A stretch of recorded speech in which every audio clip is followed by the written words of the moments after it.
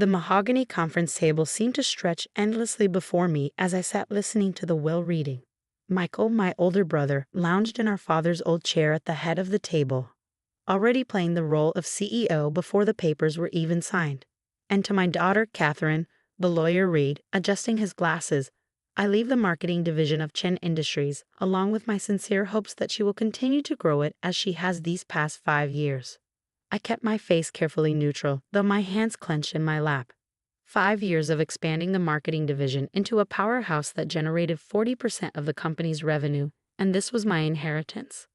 And to my son, Michael, the lawyer continued, I leave controlling interest in Chen Industries, including all assets, properties, and patents, with full executive authority effective immediately. Michael's smile widened. He'd been practicing that smile since we were kids, the one that said, I win, without saying a word. My name is Catherine Chen, and at 34, I thought I understood family dynamics. But watching my brother take control of everything our father had built, everything I'd helped grow, I realized I'd underestimated just how far sibling rivalry could go. If there are no questions, the lawyer said, gathering his papers, I'll file these with the court today. Actually, I said, speaking for the first time since the reading began, I'd like to see the original will, the one from before Dad's revision. Michael's smile flickered slightly. That's irrelevant, Kat. This is the current will. But the lawyer was already pulling out another document. It's within Ms. Chen's rights to review the previous version. I took the old will, dated just 2 weeks before our father's death, before Michael had somehow convinced him to change everything during those final morphine haze to gaze. Thank you, I said, scanning the pages I'd already memorized. I'd like copies of both versions, please. Planning to contest? Michael asked, his tone sharp despite his maintained smile. I met his gaze steadily. Just being thorough. Dad taught us that, remember? What Michael didn't know was that our father had taught me more than just business thoroughness. He taught me to plan ahead, to see the bigger picture, and to always keep an ace up my sleeve. The drive back to my office in the marketing division was tense with memories. Every corner of Chen Industries held echoes of my father, his vision, his integrity, his belief in building something that would last. Sarah, my assistant and closest friend, was waiting in my office. How bad was it? Exactly as we expected, I said, setting down my briefcase. Michael gets everything except marketing. She frowned. But your father promised. He always said you chair leadership. He did. Until Michael got to him at the end. I pulled out my laptop, typing in a complex password. But Dad wasn't as out of it as Michael thought. Remember that project he had me working on last year? The one Michael knew nothing about. Sarah's eyes widened. Project Phoenix? I nodded, opening an encrypted folder. Look at this. The screen showed a series of patents, groundbreaking technology that would revolutionize our industry. Patents that weren't listed in either version of the will because they weren't technically part of Chen Industries. Your father transferred these to you personally, Sarah breathed, scrolling through the documents. Before he got sick. And here's the best part, I said, pulling up another file. The marketing division he left me? It's not just marketing anymore. 3 months ago, Dad restructured it as an independent subsidiary, with its own board, its own assets, and full rights to develop these patents. Does Michael know? I thought about my brother's smug smile during the will reading. No, he never paid attention to the boring administrative details. He just saw the marketing division as my little pet project. Sarah sat back, a slow smile spreading across her face. So while he thinks he's won everything, he's actually given me exactly what I need to build something bigger. I closed the laptop carefully. But first, we need to understand exactly what he did to make Dad change that will. The next few weeks were a careful dance of investigation and pretense. I played the part of the dutiful sister, attending board meetings where Michael made sweeping changes to our father's carefully built company. I watched as he installed his own people in key positions, pushed out longtime employees, and started dismantling the ethical guidelines our father had established. But all the while, I was gathering evidence. Security footage from the hospital during Dad's final days. Witness statements from nurses who'd seen Michael pressuring our father when he was heavily medicated. And most importantly, documentation of the systematic way Michael had been undermining the company for years, setting himself up to take control. Look at this, Sarah said one evening, pointing to a series of financial transactions. He's been funneling company resources into his own projects for years. Shell companies, hidden accounts. I studied the numbers, feeling a familiar ache in my chest. Dad knew. That's why he set all this up. He knew Michael would try to take everything. But why not just stop him? Cut him out completely. I thought about my father's face the last time we really talked, 3 days before Michael showed up with a new will. Because he was trying to protect both his children, in his own way. He gave Michael the company he thought he wanted, and gave me the tools to build something better. A knock at my office door made us both jump. Lisa from accounting stood there, looking nervous. "Ms. Chen, there's something you need to see." She handed me a flash drive with trembling hands. "I found these records. Mr. Michael asked me to clean up some old accounts, but this isn't right." The drive contained proof of something even worse than we'd suspected. Michael hadn't just been stealing from the company. He'd been actively sabotaging projects, ensuring that only his initiatives succeeded while others mysteriously failed. "How long has this been going on?" I asked quietly. "Years," Lisa whispered. "Since before your father got sick." I think that's why he got sick. The stress of discovering what Michael was doing. The pieces clicked into place. Dad's sudden decline, his mysterious symptoms that had baffled the doctors. The way Michael had insisted on controlling his medical care at the end. "Thank you, Lisa," I said, securing the flash drive in my safe. "I know how risky it was to bring this to me." She straightened her shoulders. "Your father was good to all of us. He deserved better than this." That night, as I sat in my father's old study, the one room Michael hadn't dared change yet, I found one final message. It was hidden in an old photo album, tucked behind a picture of our whole family from happier days. "Catherine," the note read in my father's shaky handwriting, "if you're reading this, then everything has happened as I feared it would. Michael has chosen his path. But you have always seen the bigger picture. The patents are your foundation. Build something worthy of them. And remember, sometimes the greatest victory comes from letting others think they've won. Love, Dad." I touched the words gently, feeling the imprint of his pen strokes. "I understand now, Dad," I whispered. "And I won't let you down." 3 months after the will reading, I sat in my office reviewing financial reports. Michael had been busy, systematically stripping Chen Industries of everything that had made it special. But he'd left me alone in my little marketing division, exactly as Dad had predicted. "You need to see this," Sarah said, bursting into my office. She laid a tablet in front of me, showing a news article from our main competitor, Apex Technologies. "Chen Industries announces major restructuring," the headline read. Below was a photo of Michael shaking hands with James Preston, Apex's notorious CEO. "He's selling off our core divisions," Sarah said, scrolling through the article. "Everything except marketing, which he probably thinks is worthless." I smiled slightly. "Did you notice the date of the announcement?" "Next Thursday." "Why?" "Because that's exactly when we'll be ready to launch." I turned my laptop around, showing her the project I'd been working on for months. Dad's patents aren't just revolutionary, they're game changers. And thanks to Michael's negligence, we've been developing them right under his nose. The next week passed in a blur of preparation. While Michael was busy dismantling our father's legacy, I was building something new. The marketing division, now secretly restructured as Phoenix Technologies, was ready to emerge from the ashes of what Michael thought he'd destroyed. The morning of Michael's big announcement, I arrived early at Chen Industries headquarters. The lobby was buzzing with nervous employees. Everyone had heard rumors about the Apex deal.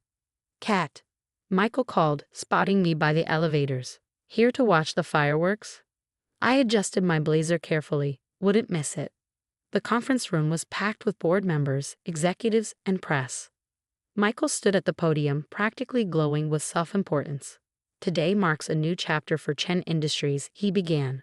"Our partnership with Apex Technologies will streamline operations and maximize shareholder value."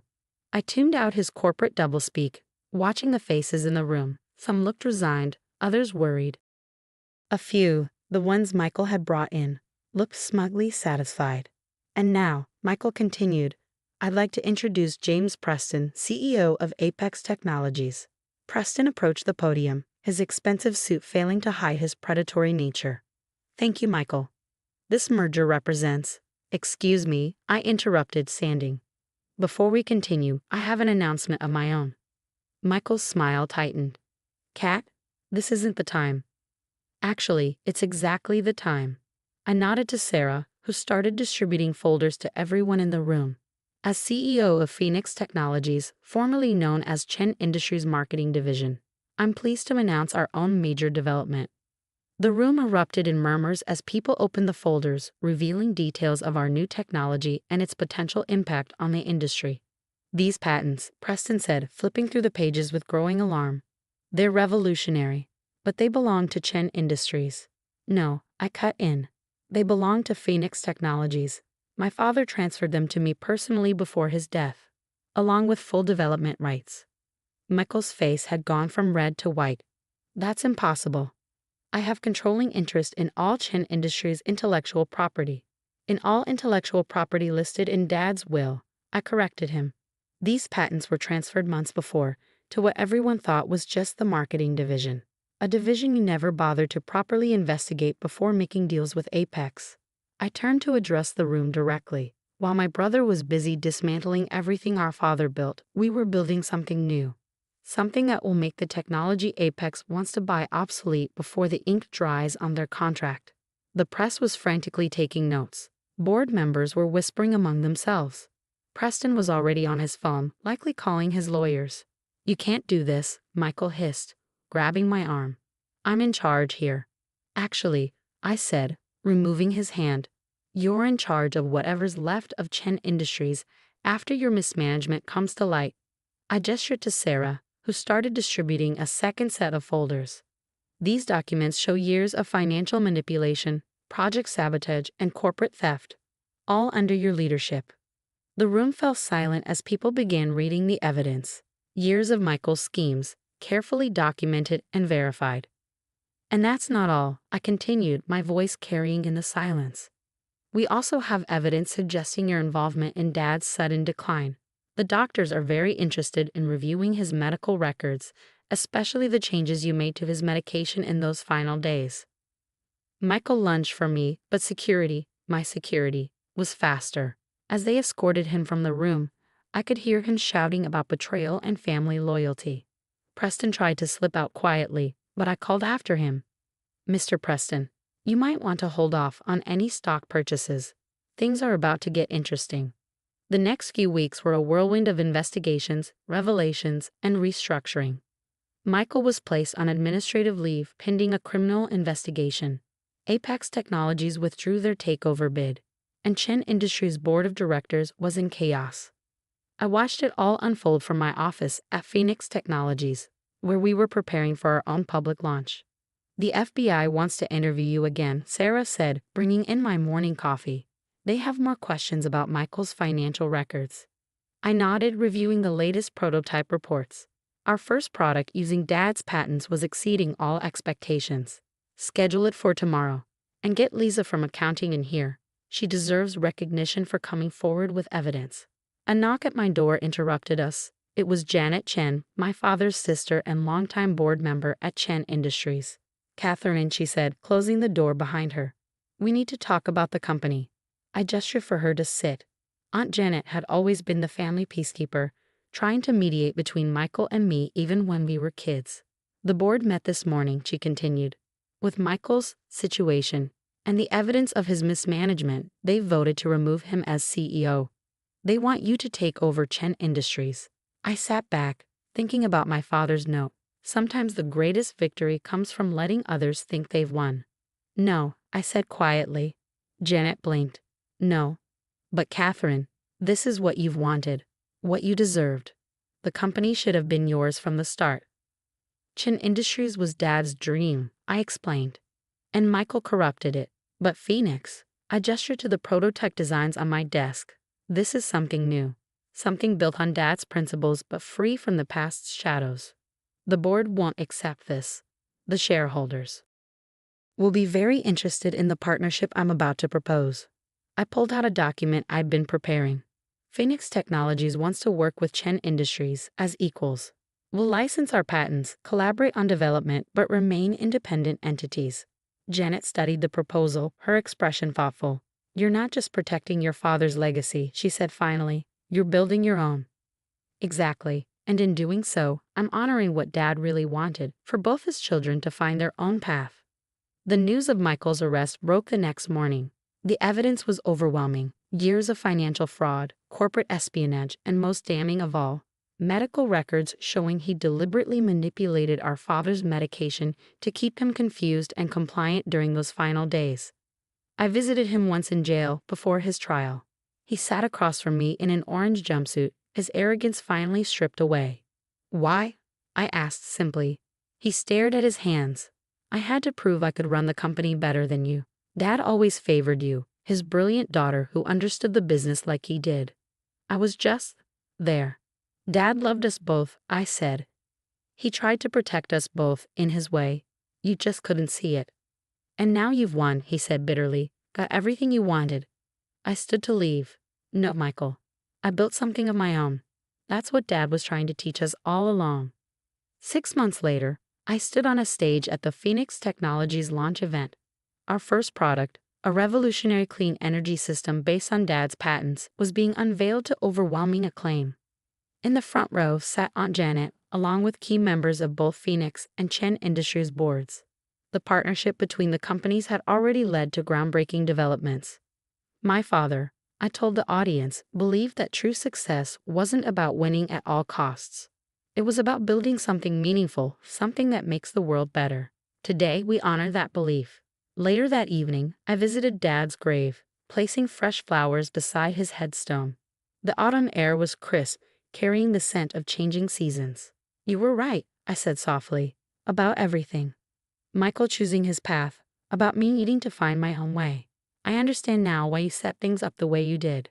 I placed a small model of our first Phoenix product beside the flowers.